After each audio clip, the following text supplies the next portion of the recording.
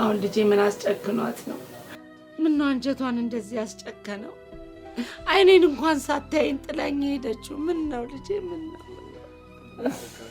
ወይ ምን ተረጋጋሁት። ምንስ ቢሆን እሺ፣ ቆይ ከቤተሰብ በላይ ቀድማ ልታገኝ የፈለገችው ማን ነው?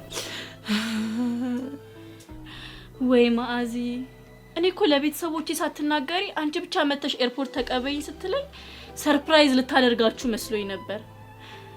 ለካ እሷ ሻንጣዋን አሸክማ ልትልከኝ ነው የጠራችኝ። ግን እሺ እሱ ማን ነው ከቤተሰብ በላይ ቀድማ ልታገኝ የፈለገችው? እኔ ምን አውቄ። ግን አንድ ሚኪ የሚባል የምትወደው ልጅ አለ። ምናልባት እሱ ጋር ሄዳ ይሆን እንዴ? የሆነ ነገር አለ ልጄ። እንዲህ 4 አመት ሙሉ እኔ ሳታየኝ አይን ላይ ሳንተይ ጥላኝ ሄደችው።